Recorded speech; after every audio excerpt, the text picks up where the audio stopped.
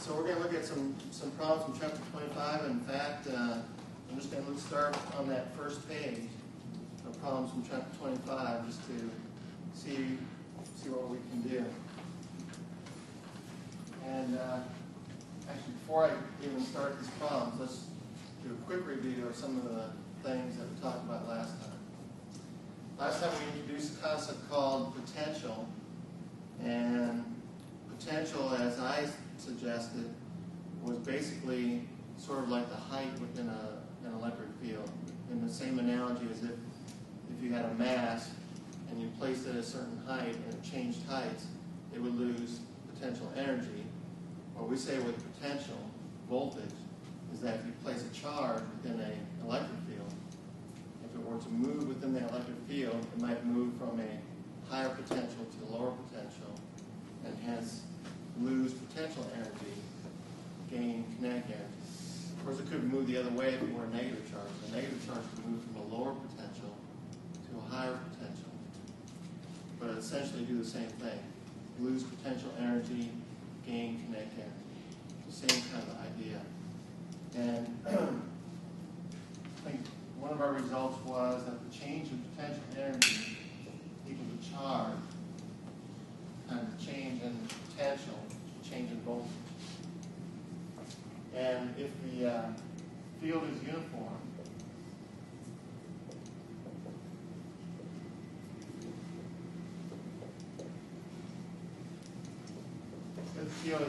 which means that the electric field is constant, then the change in potential will equal a negative field times your distance moved in that uniform field. So that's a real nice, easy result. And hence the change in potential energy would equal the charge times the change in potential, which would be your negative charge times the field times the distance in the field. So what I'm saying is kind of reminiscent of MGH in gravitational fields, where M would be the mass, G would be the field, H would be your distance traveled. Well, potential producing devices are point charges. And potential given off by a point charge is our famous K constant times the charge over your distance from the charge. And not squared, but just your distance. And this is not a vector, this is a scalar. So it's just a quantity. If it's a negative charge, then your potential due to the negative charge would be negative. If it's a positive charge, it would be positive. Simple as that. It's just a number.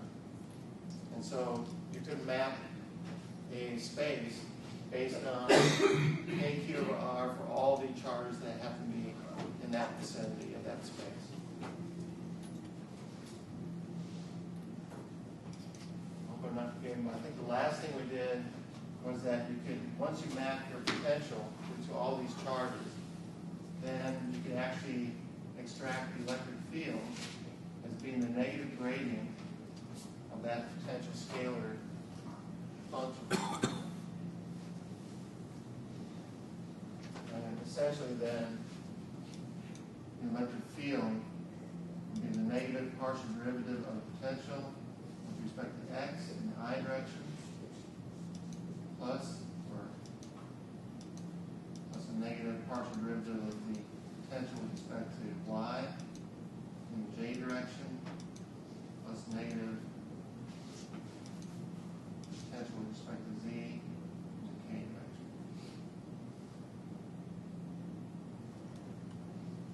Plus negative. Is that what you do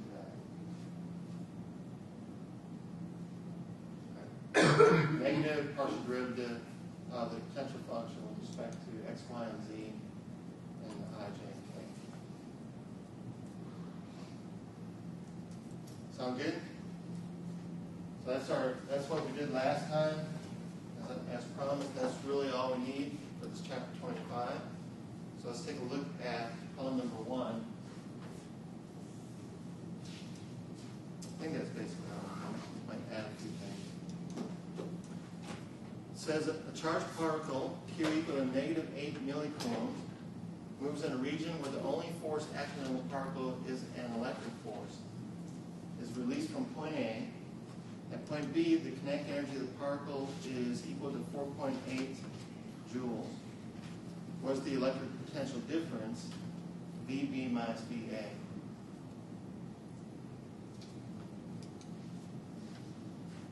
All right, so let's just imagine this. We have some charge, the negative charge.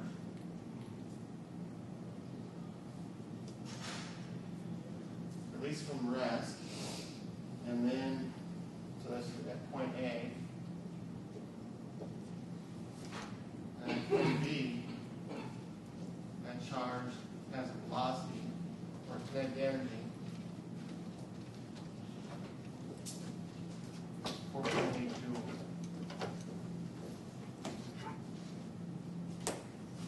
What is the potential difference? VB minus VA.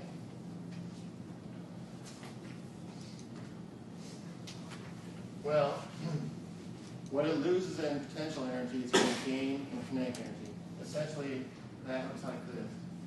Change in potential energy plus change in kinetic energy equals 0. In other words, when you lose one, you gain the other. We saw this in mechanics.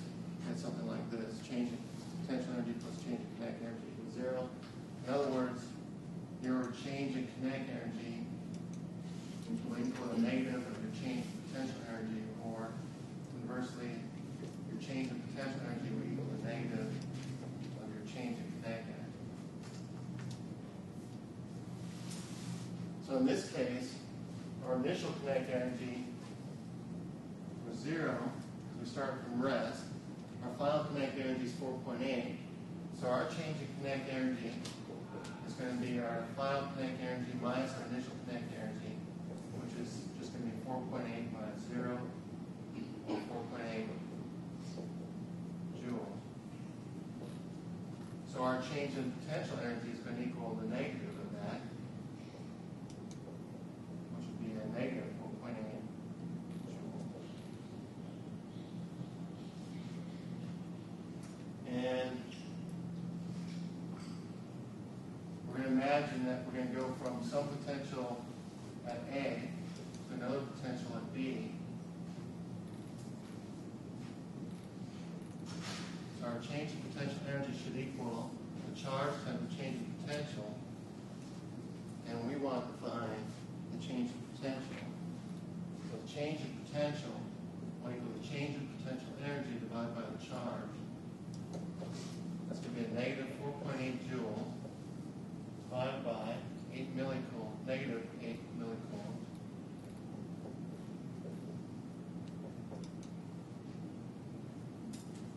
And so that's going to be 0.6 times 10 to the 3, or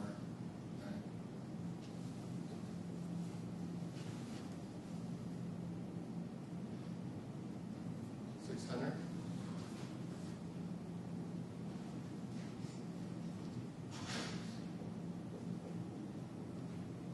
Or 0.6 kilovolts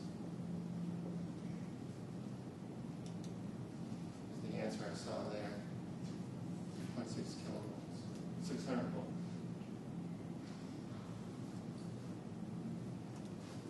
All this kind of formulation here, this is where you should be thinking. Right there.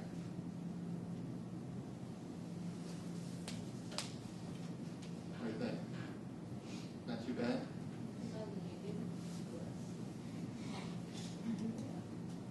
Well, let's try another one and you give it to me. Take a look at number 2. A particle charged 50 microcoulombs moves in a region where the only force on it is an electric force.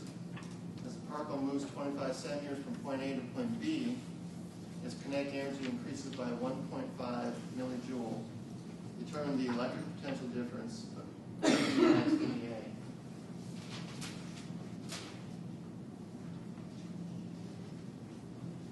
All right, so let's imagine this one. We've got a positive charge. It's going to move under electric force from A to B.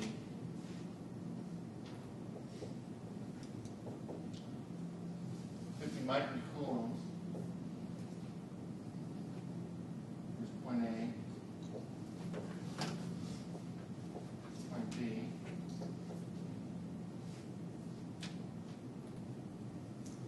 The distance between them is 25 centimeters. That's going to be 0.25 meters. And kinetic energy increases by 1.5 millijoules. So it doesn't say that it started from rest. It just says that the kinetic energy increased by 1.5 millijoules. So we have kinetic energy A, kinetic energy B. This has some velocity here, some velocity here. And so the change in kinetic energy is equal to kinetic energy B minus kinetic energy A. And that's what they mean by that increase. So that's 1.5 millijoules.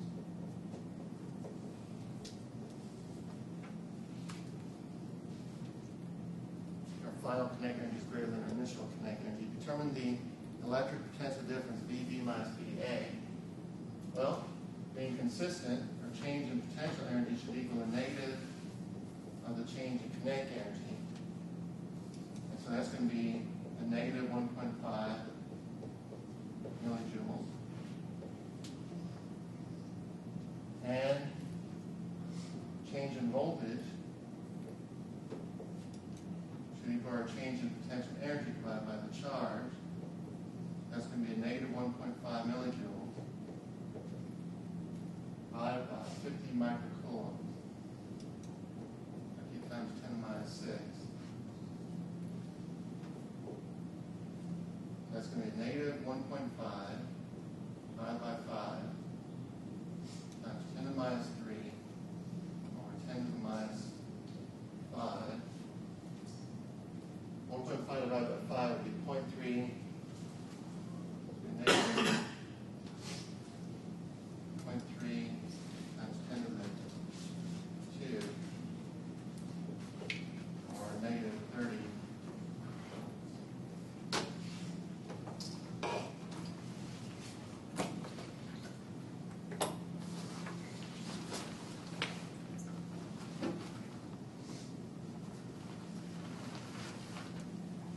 Wait, you were supposed to give that to me, right? I just kind of went. So it's 25 centimeters, just show you some information. Yeah, it was. It was extraneous information. Okay. How about that? Now, if you were to ask, if there were a uniform field, and you said, what is the value of the uniform field? You could go one step further, and you could say, well, for a uniform field, the change in potential should equal negative field times distance.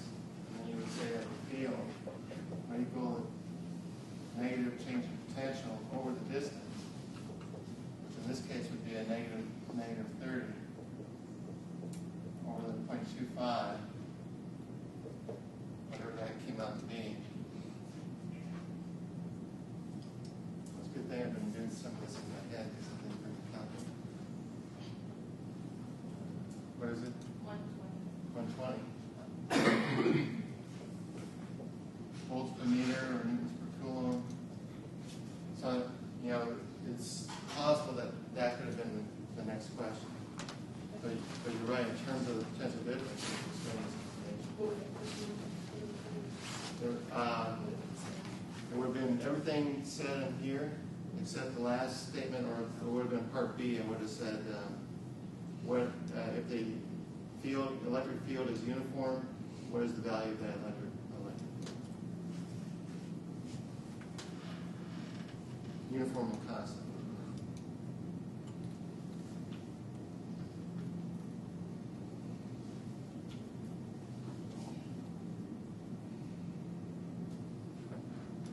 In fact, problem number 4 looks like that kind of question on this first page. But let's continue down this first page because I think all these have slight different twists. But this is the kind of stuff that would be essential information for this next test. Just a kind of doing this kind of manipulation.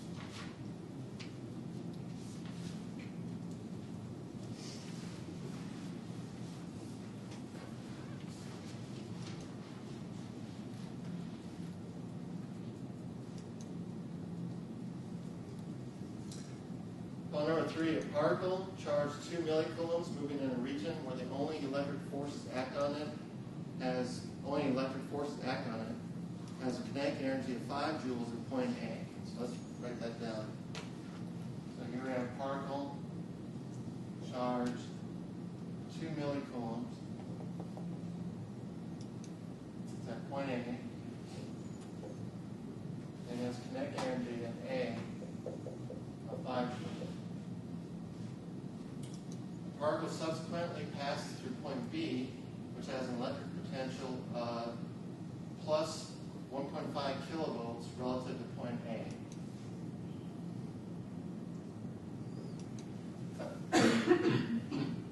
Both places it's moving. Here's point B. We don't know the kinetic energy of point B, but we do know that the change in potential, which would be VB minus VA, is given as 1.5 kilovolts.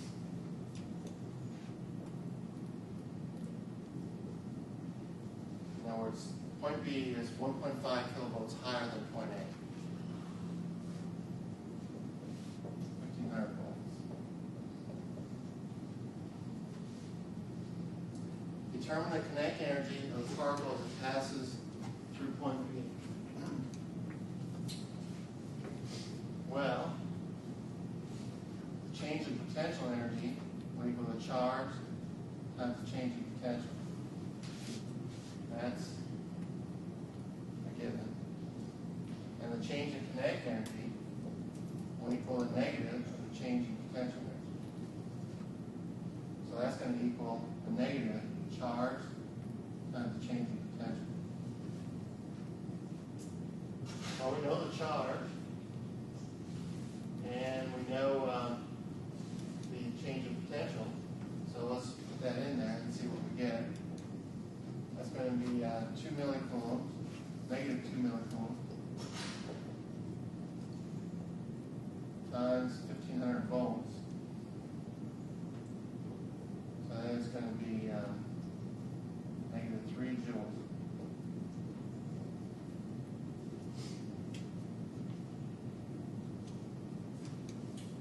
But the question was, what is the kinetic energy at point B?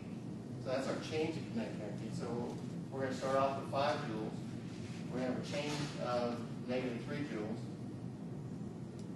So our kinetic energy at point B should be 2. And mathematically, if you want to prove that, just write it like this. Change in kinetic energy is the kinetic energy at B minus the kinetic energy at A. Your final minus your initial. So the kinetic energy at B would equal the kinetic energy at A plus the change in kinetic energy. That's going to be 5 plus a negative 3.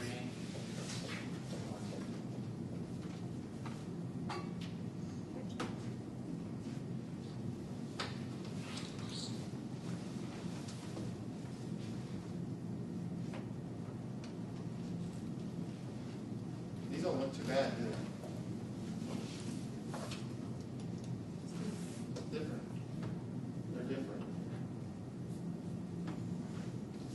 Each one of these has a little twist, but basically you just have to think of this way. Take a look at number 4 right below that.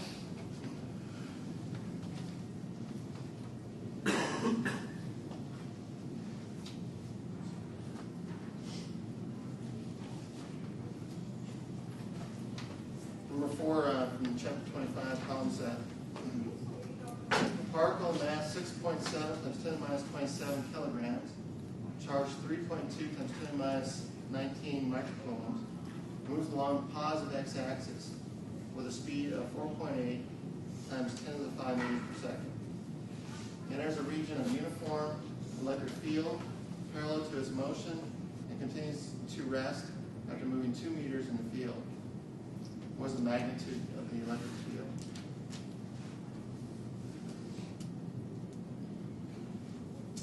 So we have a particle, 6.7 times 10 minus 27. Do you happen to recall what the mass of a proton is? 1.67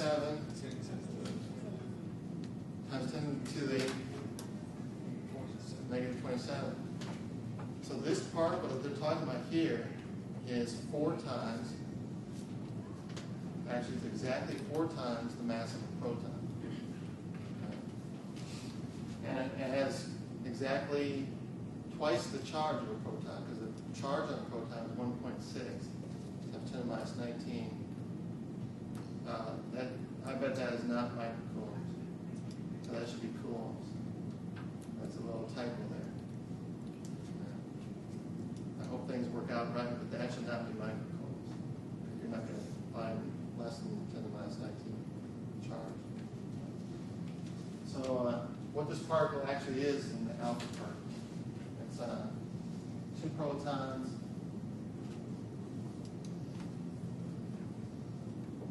and 2 neutrons. So it's a helium nucleus traveling for what it's worth. When you get radiation from the sun, this is part of that high energy gamma radiation that you might get. You might get this kind of radiation. Not fun. But this mass, 6.7 10 minus 27 kilograms. And it's got a charge, total charge, 3.2 times 10 to the minus 19 coulombs. So I'm going to ignore that micro there. And it has a speed of 4.8 times 10 to the 5 meters per second.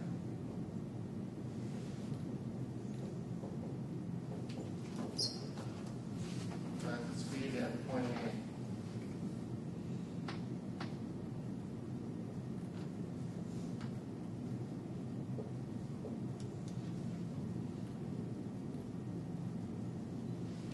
Enter the region of uniform electric field parallel to its motion, comes to rest after moving 2 meters in the field. So this distance is 2 meters. Here the alpha particle velocity of B is equal to 0. Alpha particle has come to rest. Slow it down. What was the magnitude of the electric field? So electric field was working against it, slowing it down, deaccelerating it. You could probably use kinematics on this. You could figure out the acceleration using that charge to mass times field thing. Well, I guess you can't if we want to find the field. So let's not do it that way. What should I do on this?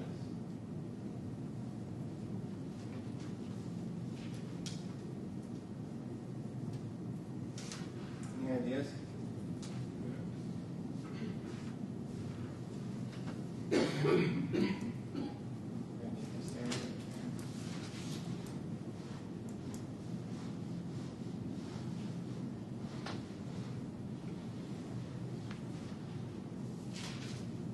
One of the best inventions known to humankind, a large eraser.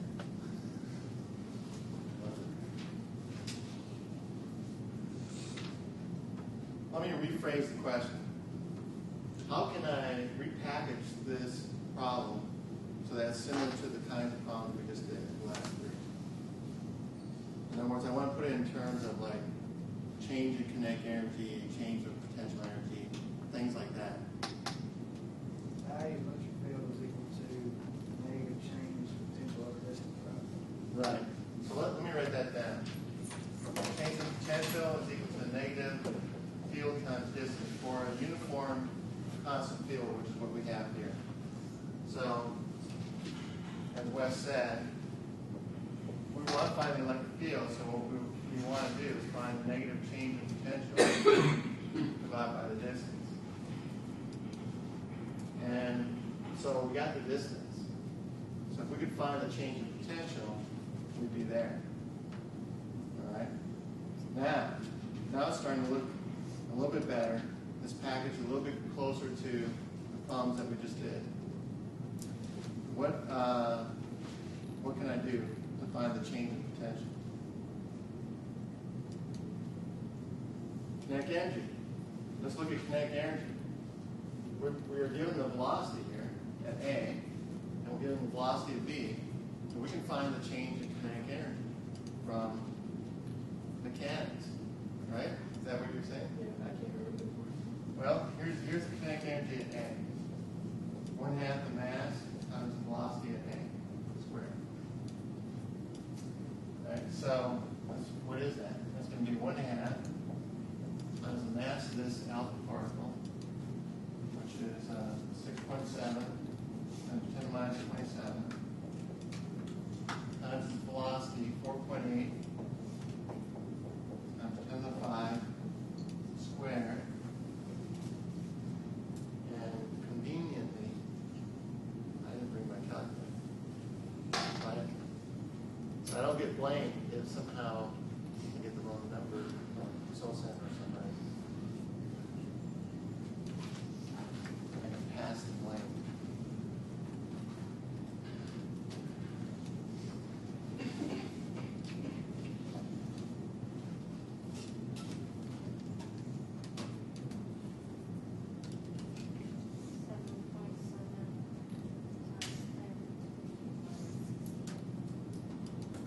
Minus 8, 16.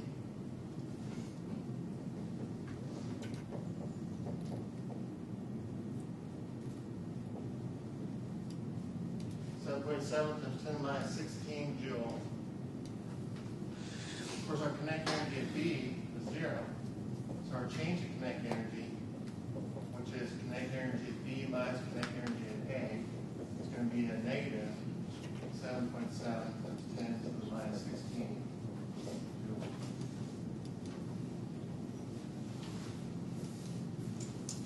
We still want to get here, right? We know that the change in potential energy is a negative change in kinetic energy. So that's going to be a positive 7.7 times 10 to the minus 16 joule. And we know that the change in potential energy equals the charge times the change in potential. So the change in potential is going to equal the change in potential energy divided by the charge. 7.7 times 10 to the minus 16 divided by 3.2 times 10 to the minus 16. That's kind of nice. 7.7 divided by 3.2 is 2.3.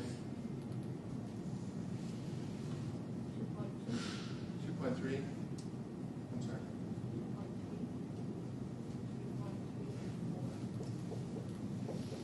2.34. 2.34 volts. And now we can do this. So the E field should equal a negative change in potential over D. It's 3.2.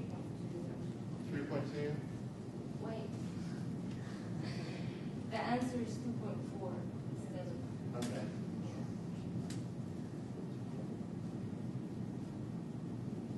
So you don't blink. I don't. Okay, good. So we have negative 2.4 divided by 2, which, as I'm guessing, is negative 1.2 volts per meter. It's rather small.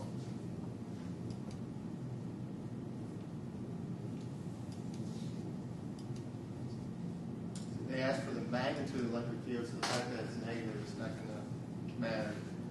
And they have kilonewtons per coulomb, so we have it here. Quick question, she messed up.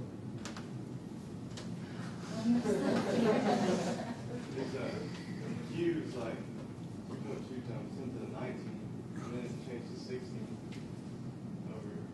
That's it right there. So I put in the wrong Q. That should be times 10 to the 19, which would have made this 2400, which would have made this 1200 volts greater, and that would have been right. Very good. I did 16 because I was really looking forward to just getting rid of those. That didn't quite work.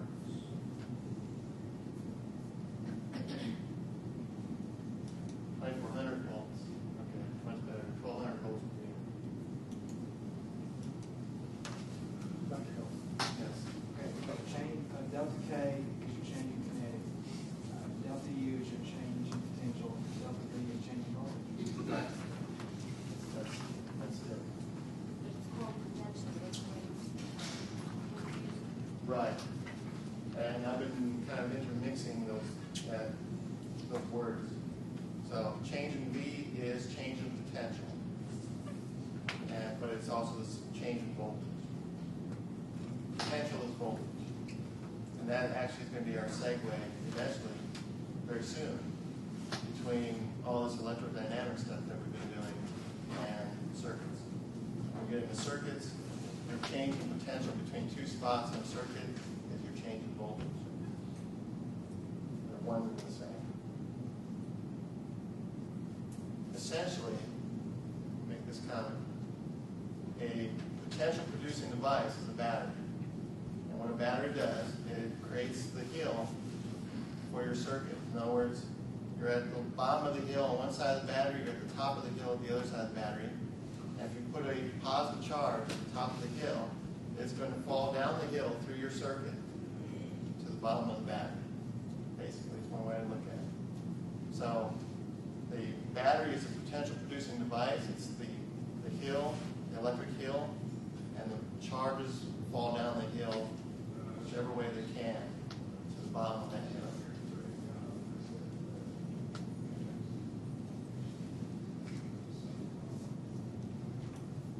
Have you ever heard anybody describe it that way? No. It works though. Take a look at number 5.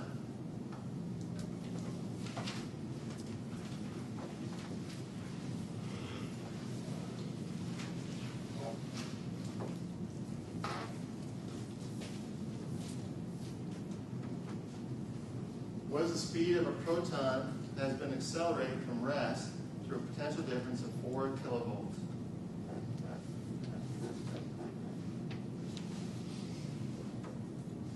Here's our proton. Charge on a proton is what?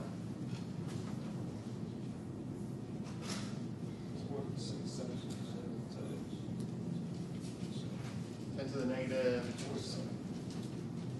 That is the last part of that is the mass of the proton, negative 27. So for the charge, it's that universal charge, the smallest unit of charge that we use.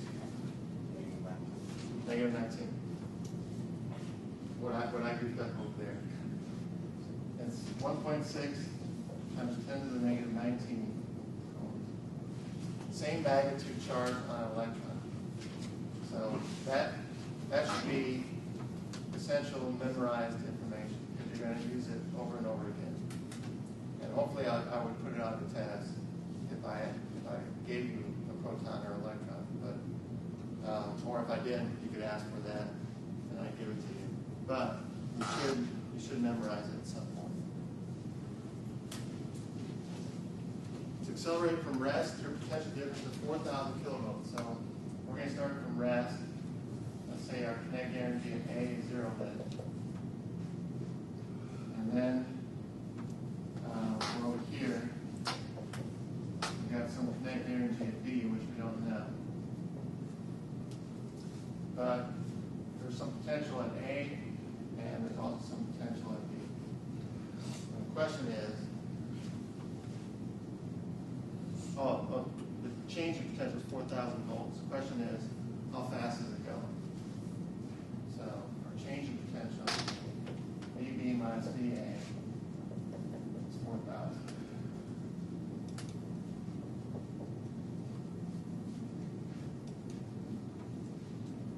let's find the kinetic energy at B.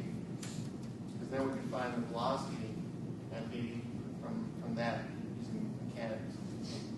So we know that the change in potential will equal the change in potential energy will equal the charge times the change in potential. And the change in kinetic energy will equal the negative change in potential. Our change in kinetic energy is just going to be K of B minus 0. So basically, let's write this as the final kinetic energy minus the initial kinetic energy, which is 0, is going to equal negative change in potential, which is going to equal negative charge times negative change in potential energy, which will equal negative charge times change in potential. And so the kinetic energy at B will equal negative 1.6 times 10 to the minus 19 times 4,000.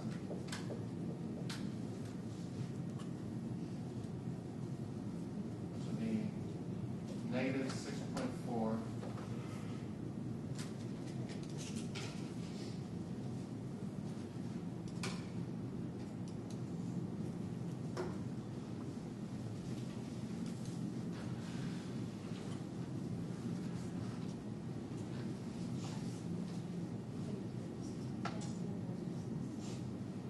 Yeah, I was just thinking how they worded this because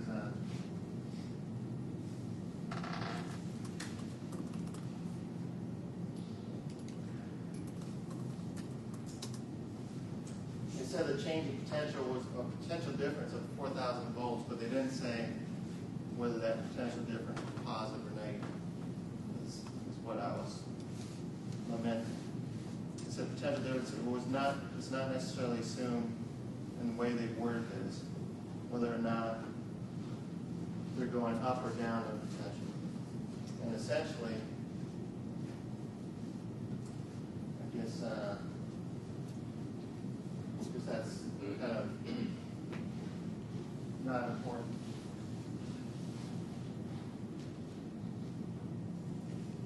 So the magnitude of our changing kinetic energy at B is going to be 6.4 times 10 to the minus 16 joules. And that should equal 1/2 the mass times the velocity of B squared, kinetic energy at B. So the velocity at B will equal 2 times kinetic energy at B, which is magnitude, divided by the mass, square root, which would be 2 times 6.4 times 10 minus 16, divided by the mass of the proton, which is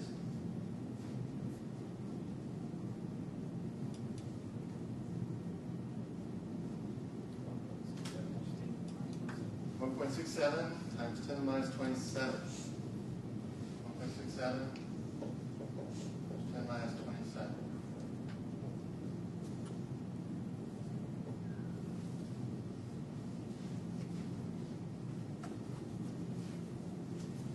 And get for the velocity of that.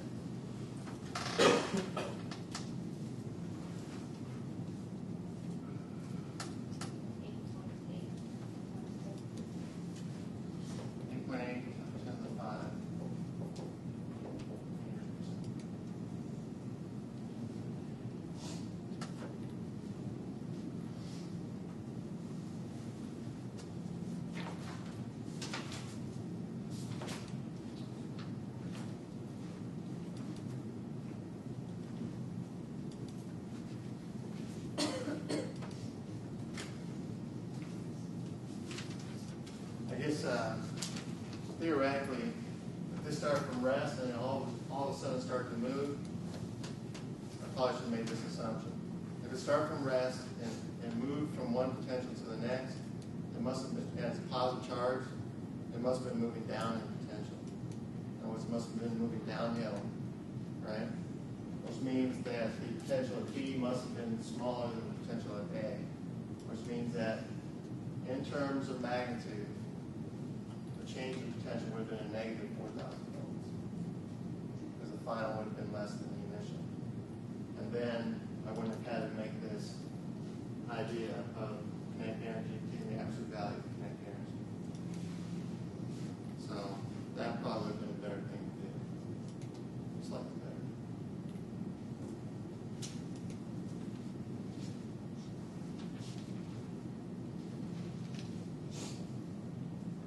Fun?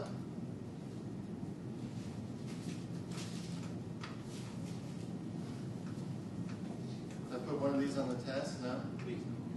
Really? Yeah, the first one's fine. Take a look at one more here. Let's take a look at number 8, page 2. I guess I'm going to have to leave myself enough time to do the sample test.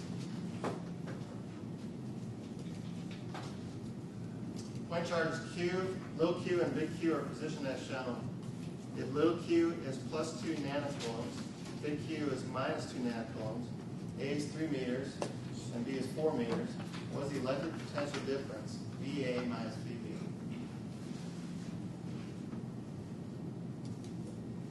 So we have little q, which is plus 2 nanocoulombs, and we have big Q, which is minus 2 nanocoulombs. And distance to A is 3 meters, right? And B is 4 meters.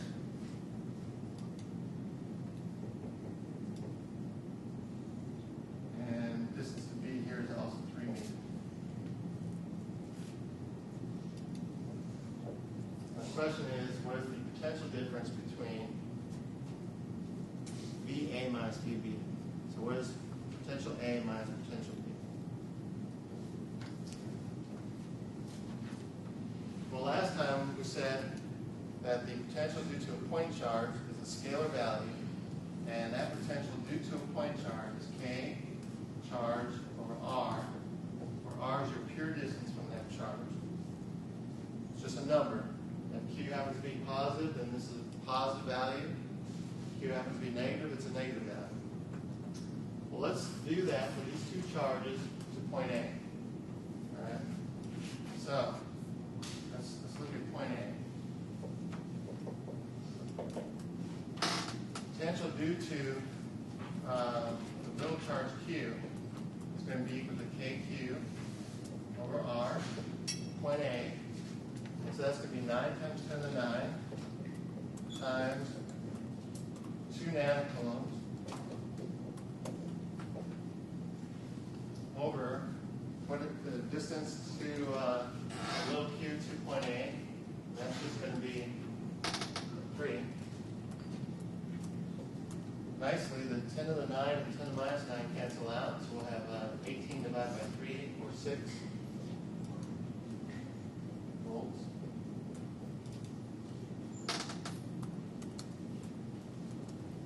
But we also have potential due to this negative charge, and by superposition, we can add those two contributions. So let's look at that. The potential due to big Q will be K, big Q over R, which would be 9 times 10 to the 9 times negative 2 nanocoulomb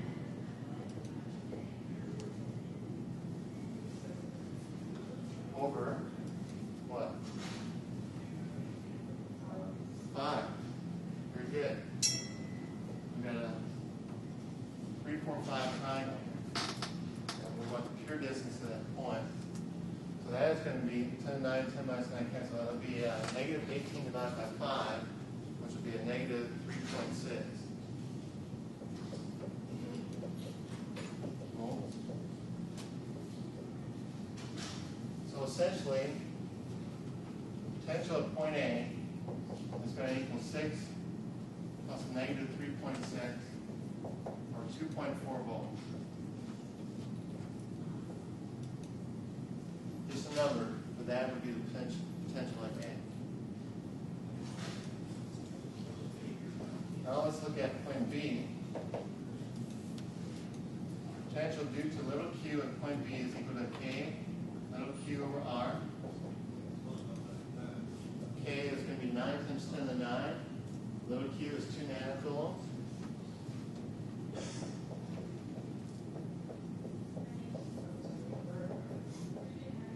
And R is going to be what?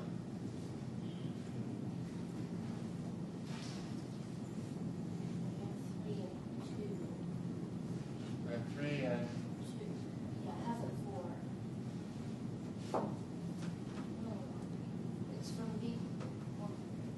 this little charge down at point B is going to be 5 meters.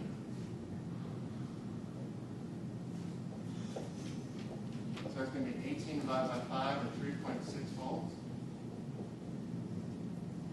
And potential due to big Q would be K big Q over R, 9 times 10 to the 9, negative 2 nanocoulombs over 3. Negative 18 over 3 or negative 6 volts. So potential at B is going to equal 3.6 minus 6 or negative 2.4 volts. But the question was, what is the potential difference VA minus VB? So, potential difference, in this case VA minus VB as defined, would be 2.4 minus a negative 2.4, which would be 4.8 volts.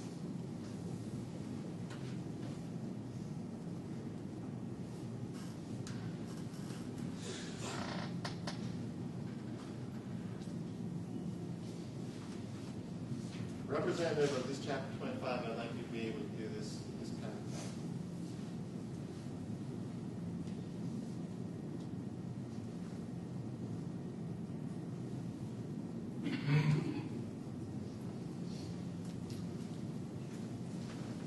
Without further ado, let's start on the sample test. Does everybody have a copy of the sample test?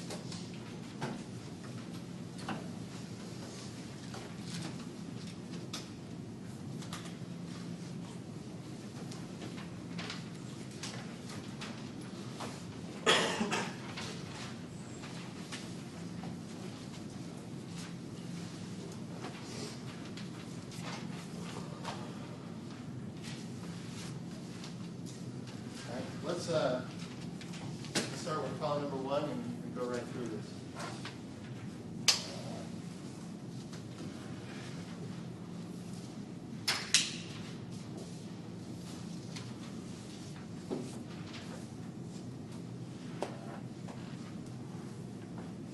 Column number 1, 3 charges are arranged as shown in the figure at left. Find the magnitude and direction of the electrostatic force on the charge at the origin.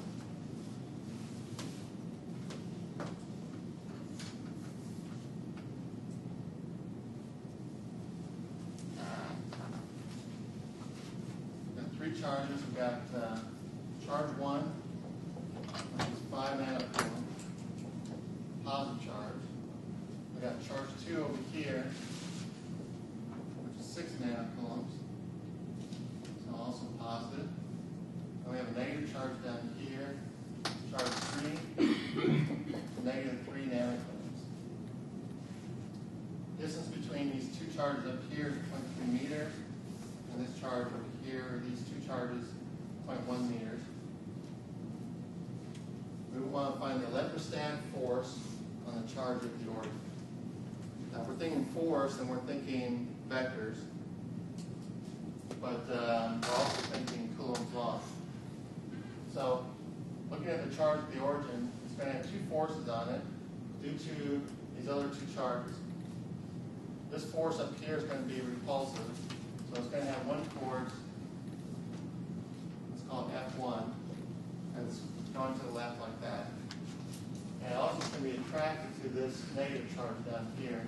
So there'll be another force, it's called F2, towards this negative charge. Other than that, we just need to find the magnitude of those forces. So we've got the directions here just by intuition.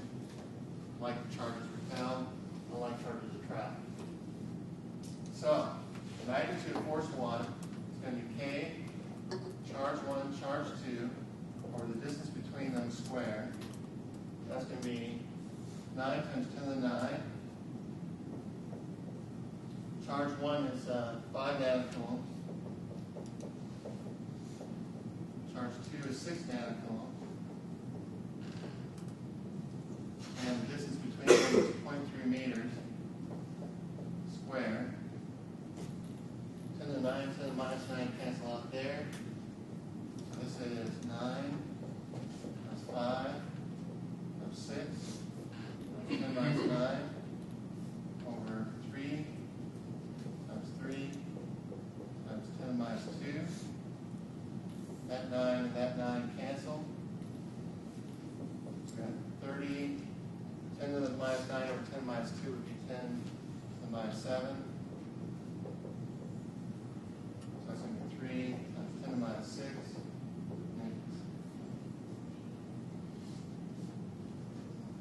That look right?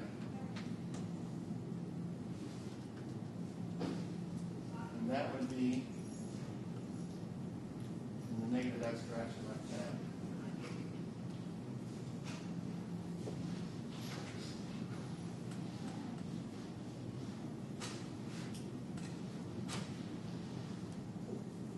Force number 2 is going to be K, charge 1, charge 3,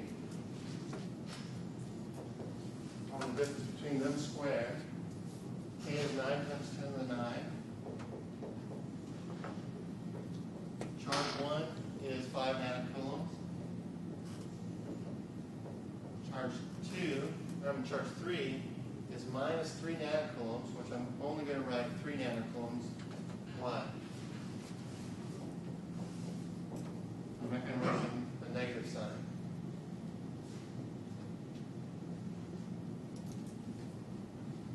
Over 0.1. I mean, as we see in potential, negatives do matter, but they also matter in forces, except that forces have direction, and sometimes negative is positive, positive, negative. We already account for the direction by looking at it intuitively, and so we don't have to put that into our magnitude.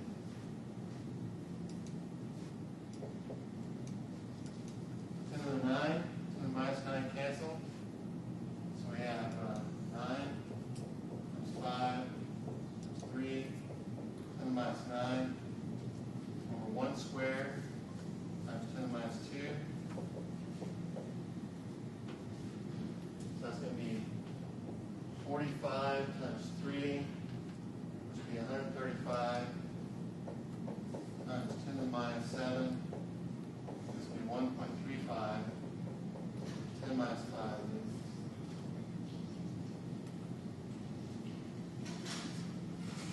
We're still just doing per day, aren't we? Find the magnitude and direction of the electrostatic force. So we found the two components of this force. In other words, this force as a vector would equal a negative, this force is going down. It would be a negative 3 times 10 to the minus 6 I minus 1.35 times 10 to the 5 K. That's in vector form for these two components of this force that we just got. But we want the magnitude of that force.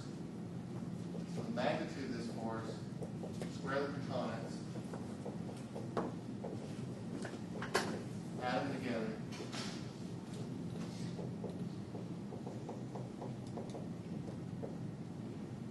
Take the square root.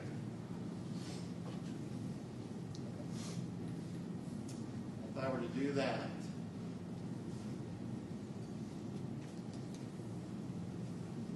what do I get? 1.38. 1.38 to the minus 1.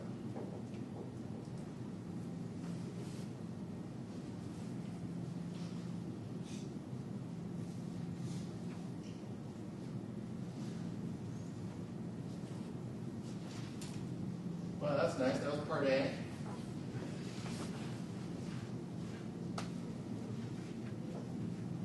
Here's part B.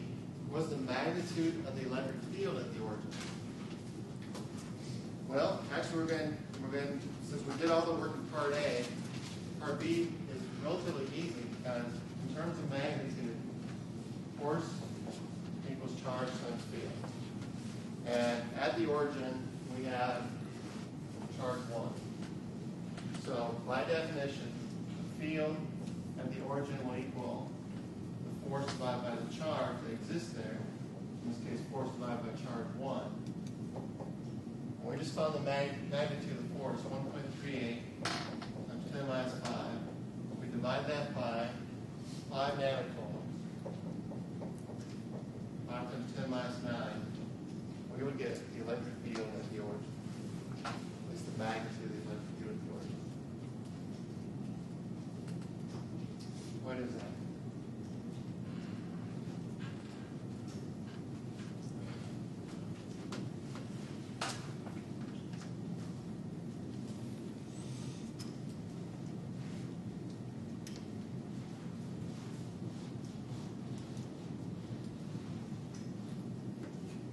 Please.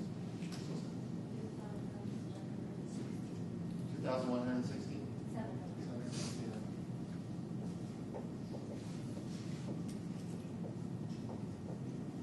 2,716 Newton per Coulomb.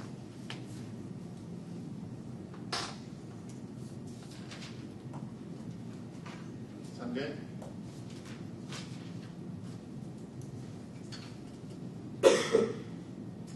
Possibly could have been asked this question in reverse. I could have been asked, what's the electric field at the origin, and then what's the force on the charge at the origin? In which case, I could have done essentially the same thing, or I could have figured out the electric field as k cubed r squared from each charge, figure out that in vector sense, and then when I got all done with that, multiply that by the charge in order to get the force on that charge. So either way it works, either direction. But once you get the force or once you get the field, then the other one comes quickly. But we still have to do part C. What's the magnitude of the electric potential of the origin?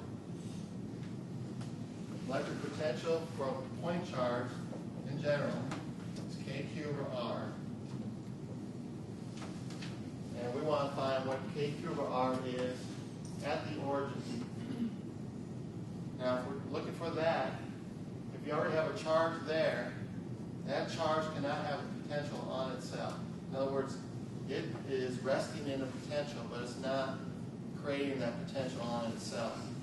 So, if we want the potential at the origin, we just need to find the potential due to these other two charges that are affecting that charge.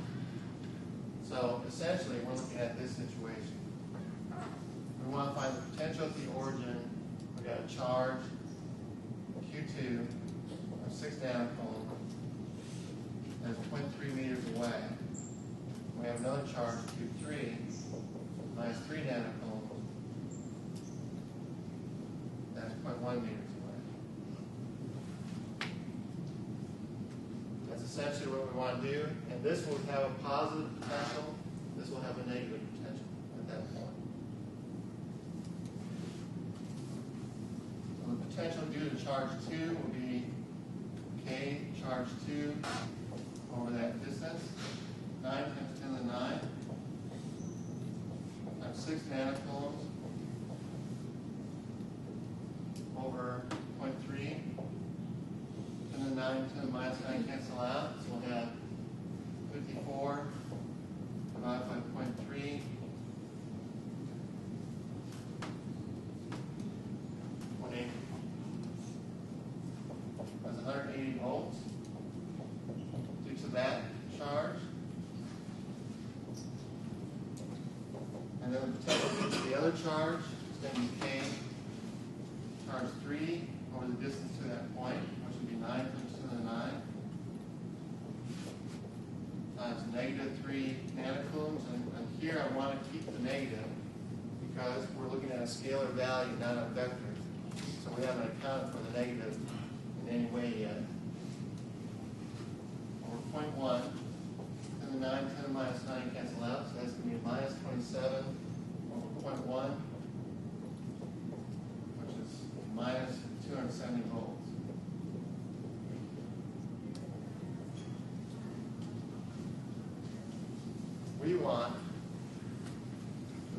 to the electric potential. So the potential at the origin is going to be the sum of these two. That's going to be 180 plus a negative 270, or negative 90 volts.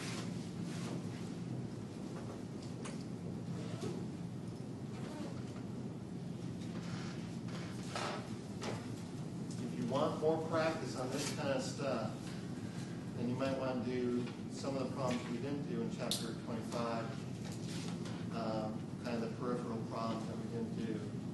But those problems are more practice in this kind of stuff. How would we, how do we know, like, V2 plus V3? How, you have to have the first and the same. I'm just confused with that. Your potential at any point is going to be the sum of all your potentials, positive or negative. So in this case, we only have two of them to worry about. We didn't have to worry about V1 because, I mean, if you try to figure out V1, R would be 0. You'd have infinite. You can't have potential on your side. But, like, I guess I'm just confused why you couldn't say 270 minus 180. Just straight up 90. But, Because we're adding potentials, and from one of it it's positive, the other one from it was negative, it was a negative charge. So you're not trying to find which one's bigger, you're just trying to add scalar numbers. That's the beauty of potential. That's actually makes it easier. You just find numbers and you're adding them, whatever the values may be. So it's not like what we do with vectors where, if this one's bigger than that one, then we'll just subtract this one from that one and we're going that way with some magnitude. It's not like that. Here we're just adding numbers, pure numbers.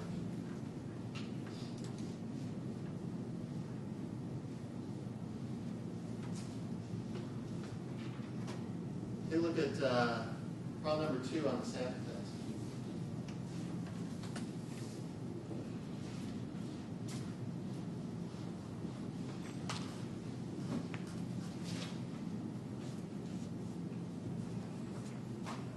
Consider a point charge, 4 microcoulombs, sitting perfectly on the corner of a cube. What is the net electric flux through this cube? Remember all that flux stuff?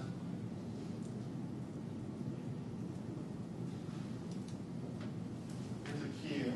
I have a charge, Q, 4 microcoulombs, sitting perfectly on that corner. And the first question is, what is the net electric flux through this cube? I have a question. Yes. This is why I basically stopped looking at those questions. It's sitting on the corner, which means it's completely out of the box. That is correct. It is. Yes, So the net flux is exactly.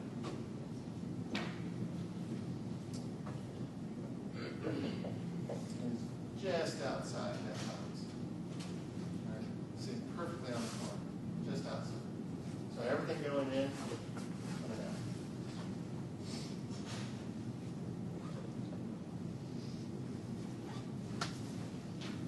That was nice. Part B, what is the electric flux exiting the cube? Okay, that's a different question.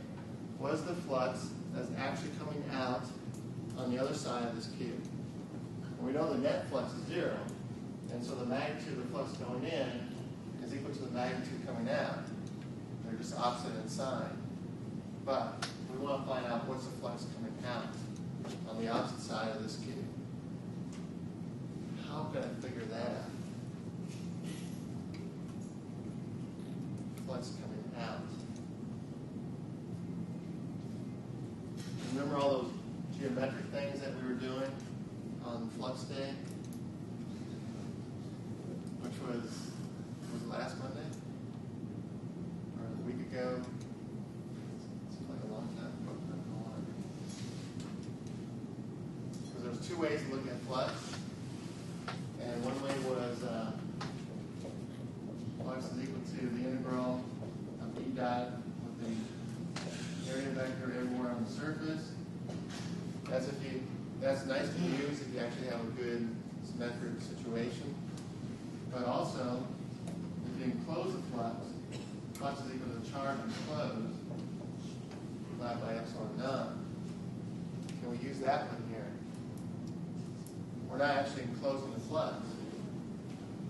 But can you imagine what would happen if you did enclose the flux or enclose the charge? Can we use that to our advantage? Yes. Good. Yes. This is what we're going to do. Imagine, it's perfectly on the corner of this cube. Imagine I actually did this. Imagine that we could encase this thing with a bunch of cubes, all of them the same size. They don't have to be, but let's make them all the same size. So I had actually 4 cubes down below. And then I'm going to bring 4 more cubes and place them on top.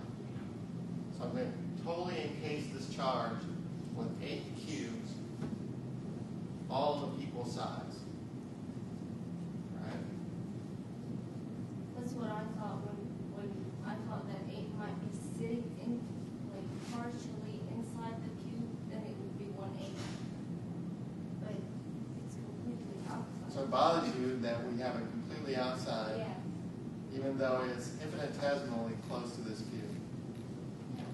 It's not even close. Essentially, for this idea, though, that we're working on right now, it doesn't have to be so perfectly in the center. Well, maybe it does, but it basically is in the center of this formulation that we just did. So if I do this, how much is the flux coming out of that cube? 1/8. In other words, we would say if I had 8 of these cubes enclosing this charge, then the total flux will be equal to the charge enclosed divided by epsilon naught. It's all coming out in all directions through these 8 cubes. But we only have 1 cube. So the flux going through this 1 cube by symmetry is 1/8 of the total flux. So the flux exiting on the other side is going to be 1/8 of Q over epsilon naught. We actually can get a value for that because we were given Q 4 microcoulombs. This would be 1/8 times 4 microcoulombs. 8.85 times 10 minus 12 for epsilon naught. And I defer calculator experts.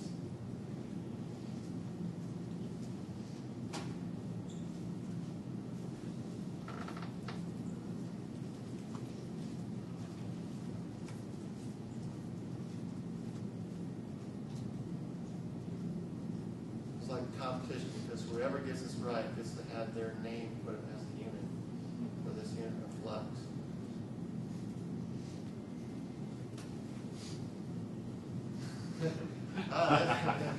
Encourage more.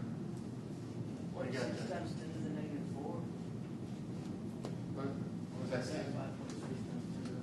5.6 times 10 to the negative 4? That doesn't sound right. Because we're over negative 12, so it's going to have to be something big. 56,000. 6,497. Loops.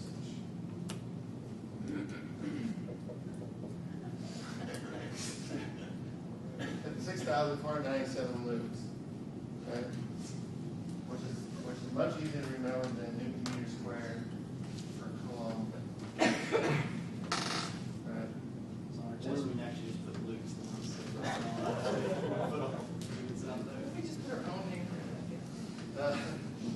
Well, I would understand if that's not one of the units that you enjoy. So,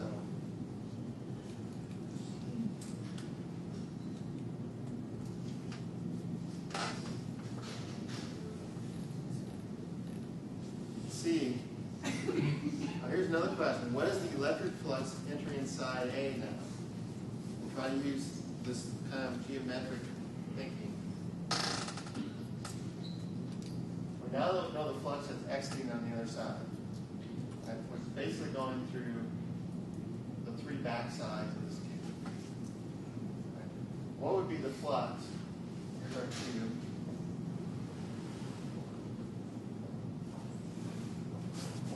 flux that actually is going through side A.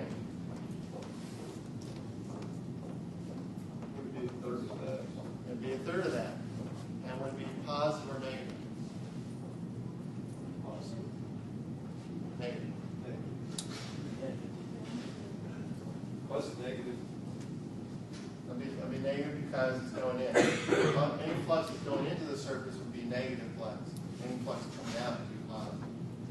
So the flux going into A will be a negative 1/3 of the flux that was exiting.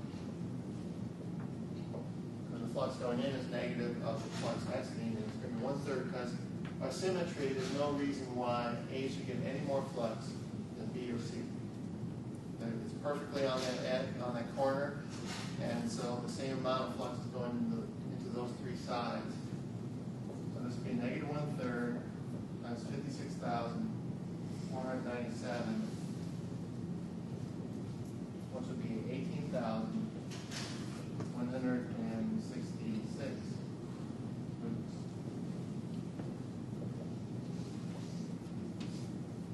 We'll keep your name on that because you got most of that answer, except for the negative part. Still correct.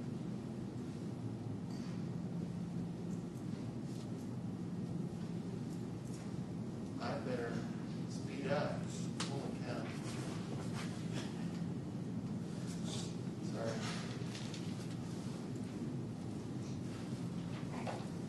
Look at number 3.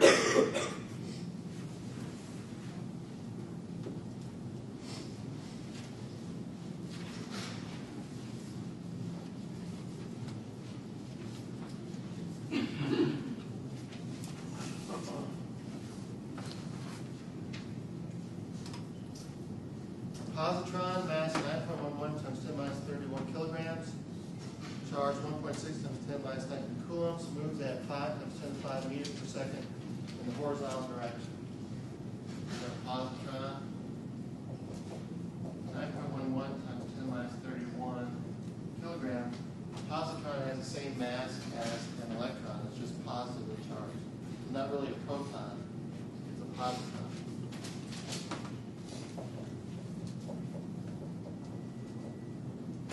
It's antimatter. If you took a positron and electron and they got close together, they would annihilate each other into a burst of energy. Antimatter. Moves at 5 times 10 to the 5 meters per second. So the velocity of this thing,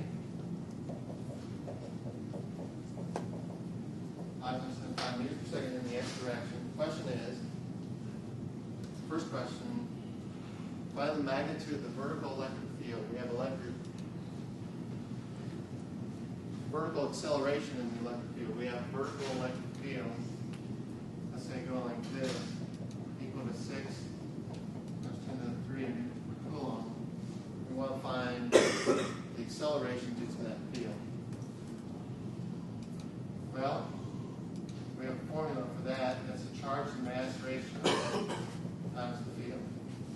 So it's derived from Newton's second law of mass times acceleration equals force, QE. So this acceleration would be equal to 1.6 times 10 minus 19 over the mass, 9.11 times 10 minus 31, times the field, 6,000. That is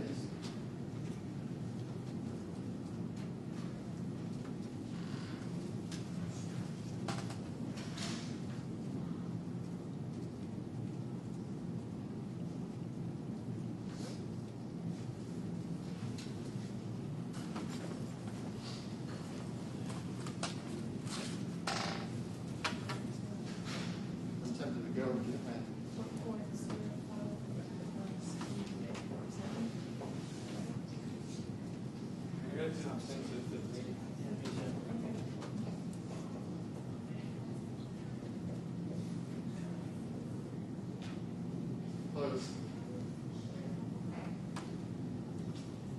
That's A. Part B, what is the vertical displacement of the positron after it has traveled 4 centimeters horizontally? So it's going to go through projectile motion. It's going to actually accelerate vertically like this, move some delta y, but it's also going to move delta x due to constant velocity motion. So the question is, let's find the time it takes to move that x direction. Put that time into delta y under this acceleration and see how far it goes in the y direction.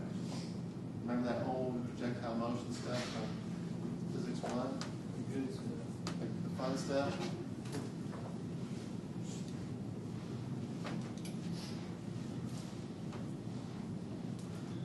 So, delta x equals x velocity times time. The time equals displacement x over x velocity, which would be 4 centimeters over 5 times 10 to the 5. Is that right?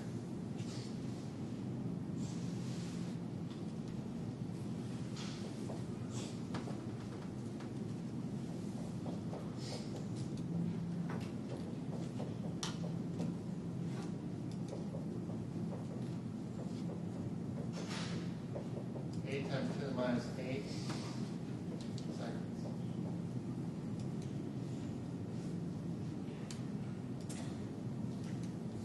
And so our y displacement is going to equal our initial y velocity times time plus 1/2 acceleration in the y direction times time squared. But as far as y is concerned, we're starting from rest. So it's just going to be 1/2 our acceleration, 1.05.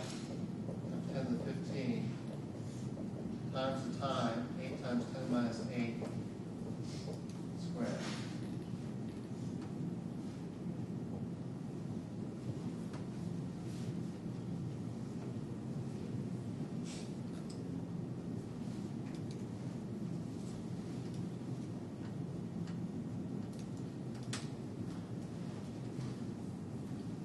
Yeah, about 3.2 meters. What do you get?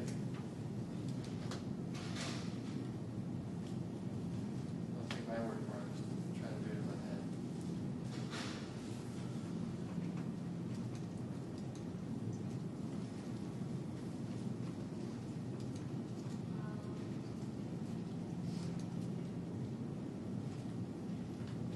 I don't know. 4.8.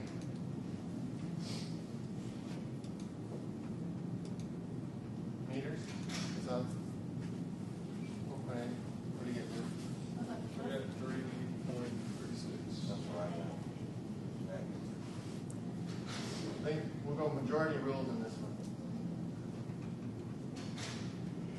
May or may not be right, but sometimes you just have to go with the majority.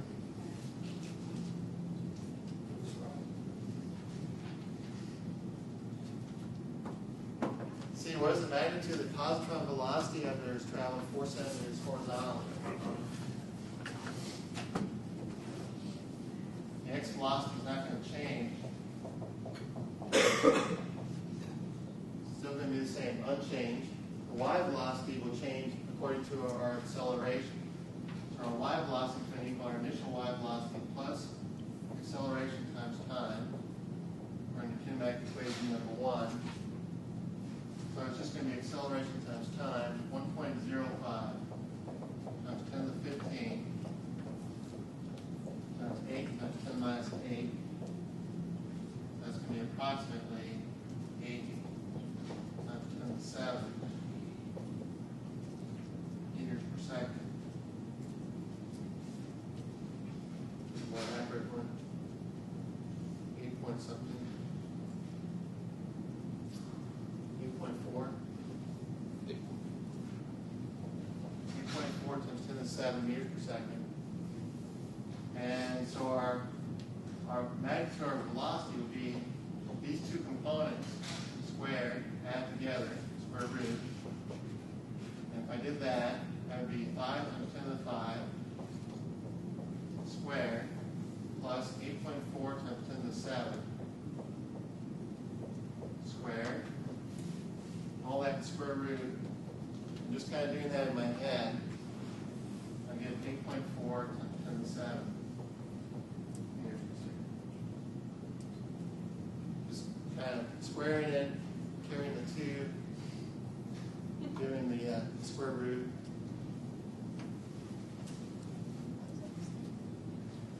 Should be the same because this is more than 100 times bigger than that. It's going to be almost significant when we add up those magnets. I could have done it that way, but I was actually doing it all in my head.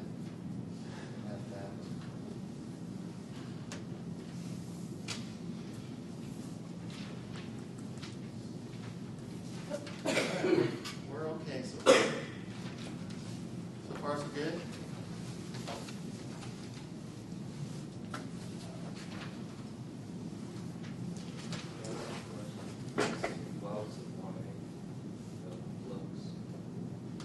Why this is 1/8? Because what we were looking at was, this flux is going in all directions. It's going this way, this way, this way, this way. And then some of it's going into that cube. So what we essentially want to find is that section of the flux that's going into the cube and coming out of the cube. And if you look at all the possible directions, the direction that's going into the cube is 1/8 of everything else. And the way I visualized that was putting down 8 essential cubes of the same size that would encompass this charge. Each cube is getting the same flux through it.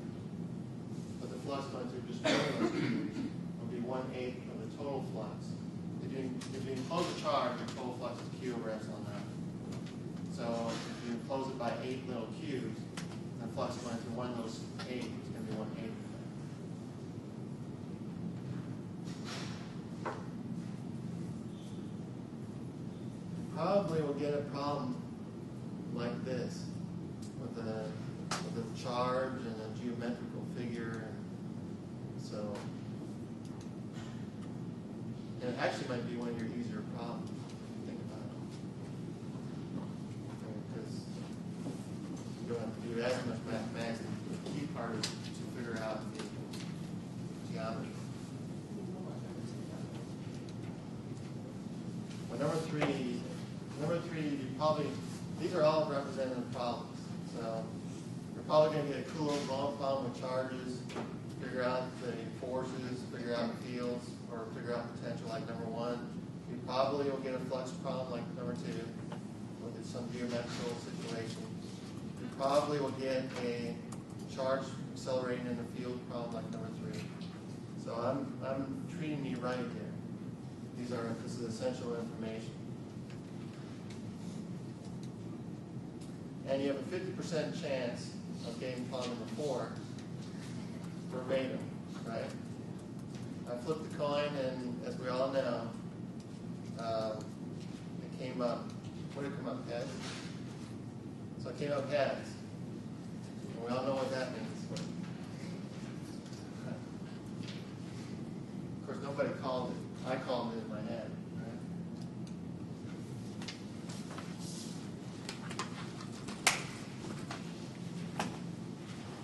Let's take a look at number 4.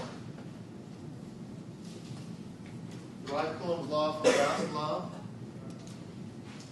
Part A. Write down the expression for Gauss's law. E dot dA on a surface. This is a dot product between 2 vectors. Is equal to the charge enclosed by that surface over epsilon naught. If I do ask you to write down Gauss's law, write it down just like this. Don't forget the vectors and the dot product and everything else. Assume a Gaussian surface around a point charge Q1. So here's Q1, and here's our Gaussian surface at some radius R.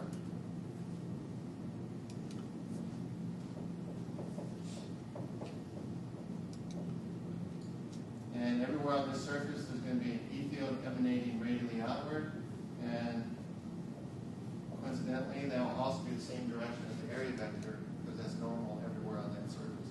So they'll be in the same direction. That's nice. C, making proper assumptions, evaluate the integral side of Gauss's law. Well, one assumption is, just like what I said, E is going to be parallel to the area vector,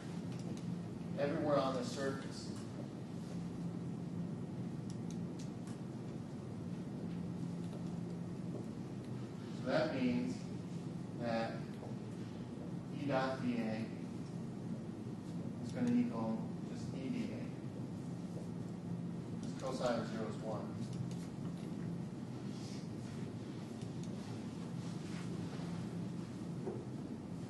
E is constant everywhere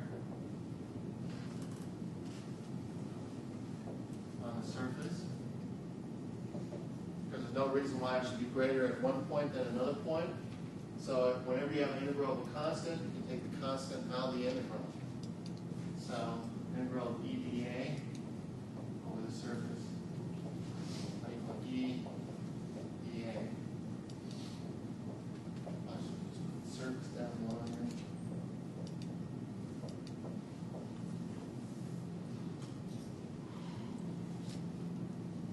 And the integral of a sphere is 4 pi r squared.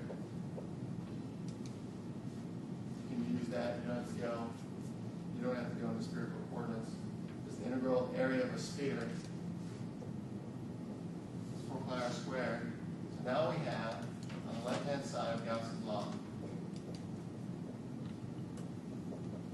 E dot dA equals E times 4 pi r squared.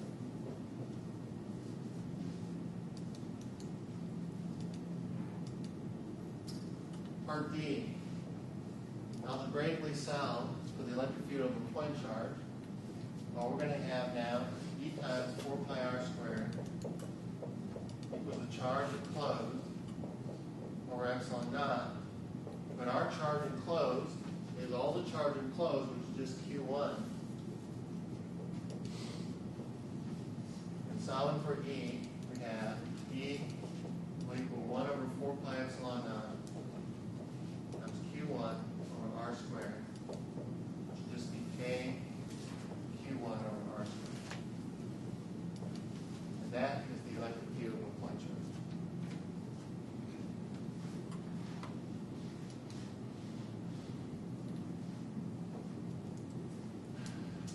Part E, if we bring in another charge, the distance r away from charge Q1, what charge does this charge Q2 feel? In other words, now I'm going to bring in a second charge Q2, and now there will be a force between these two charges. Q2 is going to feel the electric field from Q1. So what we would say is the force would equal charge 2 times the field that exists at that point from charge 1. And that's going to be charge 2 times K Q1 over R squared. That's going to be K charge 1 charge 2 over R squared. Known affectionately as Coulomb's law.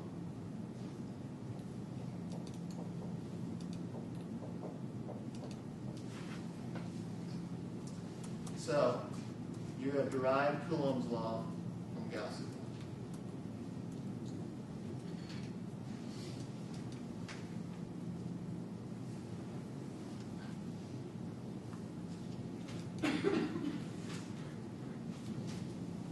50% chance it'll be on the test, so there's, and we're going to memorize it, so there's 50% chance of getting 10 points right there.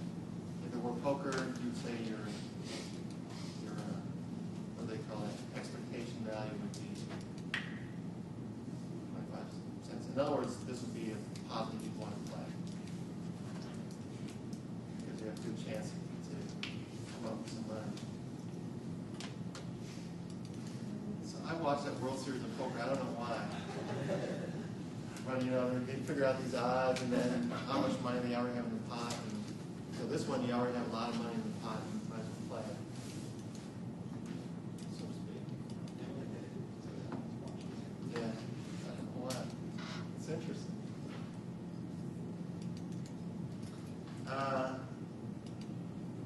Phone number. Any questions? Okay. No. Phone number 5.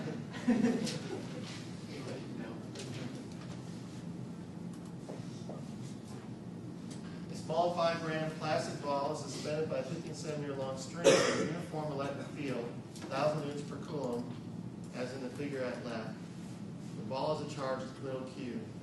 If the ball is in equilibrium when the string makes a 10-degree angle with the vertical, what is low q?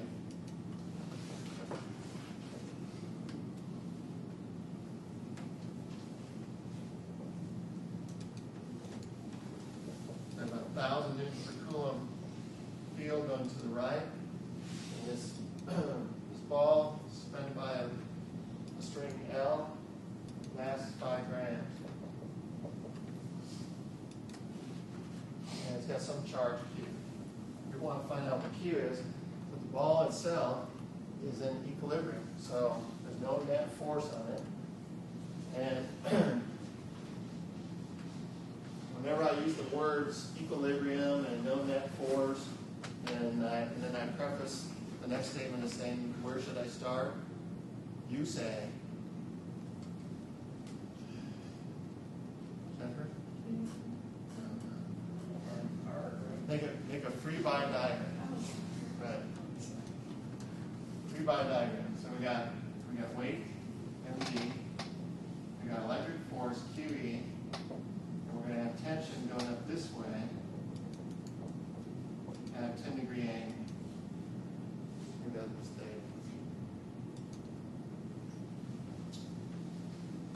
And everything's in equilibrium, so that this component of the tension, which would be T sine theta, sine 10 degrees, will offset the QE. And this component of the tension, which would be T cosine 10 degrees, will offset the mg.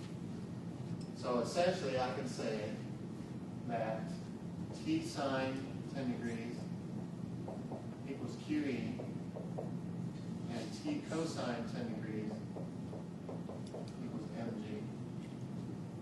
Skipping a few mechanics steps there, but we're in physics 2 now. So we can say this force equals that force. Well, I'm going to divide both sides. This equals this, that equals that, this divided by that equals this divided by that. Get rid of the t's, we have the tangent of 10 degrees equals QE over mg, solid for Q, Q equals mg, tangent 10 degrees, divided by E. That's going to be 5 grams, 0.005 kilograms times 9.8 times the tangent of 10 degrees over 1,000 newtons per coulomb.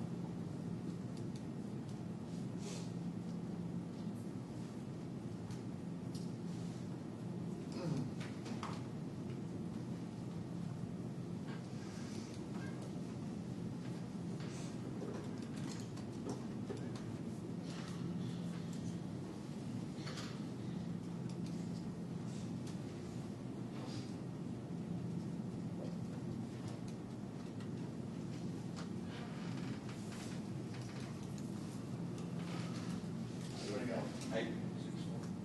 8.64? 8.64?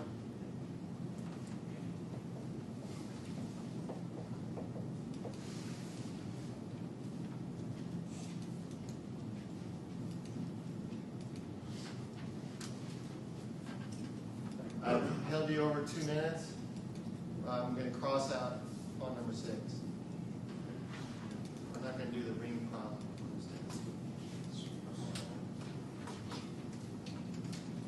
So know the other 5 problems really well. And the problems, you know, this is still fair game, all the stuff on these problems have more straightforward problems. Stay hard.